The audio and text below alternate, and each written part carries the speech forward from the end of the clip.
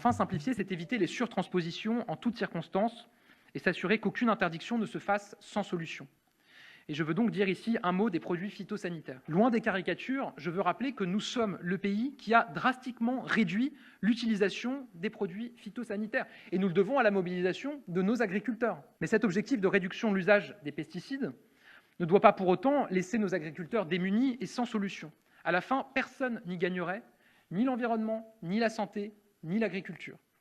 Comme nous nous y étions engagés, la consultation sur le plan Écophyto 2030 a été prolongée, le temps de nous pencher avec les agriculteurs et l'ensemble des parties prenantes sur plusieurs demandes, notamment le zonage et les indicateurs employés.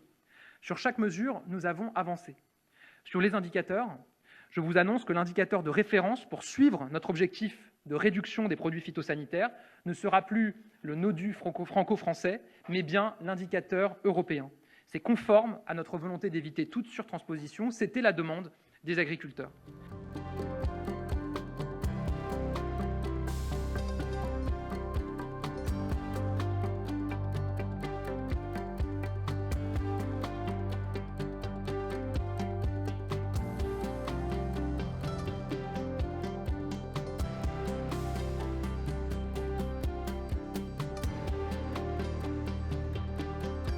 Arrêtons de considérer que dans l'Union européenne, on pourrait agir en franco-français sans se préoccuper de ce qui se passe autour de nous.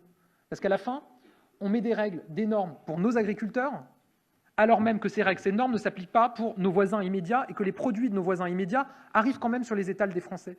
Donc qu'est-ce qu'ils se disent, nos agriculteurs, quand ils voient ça? On nous met des bâtons dans les roues. C'est comme ça qu'ils le vivent. Donc il y a un indicateur européen qui existe. Il faut plutôt prendre cet indicateur européen qui est suivi par nos voisins qu'un indicateur franco-français qu'on est les seuls à suivre. Est-ce que ça veut dire qu'on renonce à notre objectif de réduire de 50% l'usage des produits phytosanitaires d'ici à 2030? Non, je viens de le réaffirmer devant vous.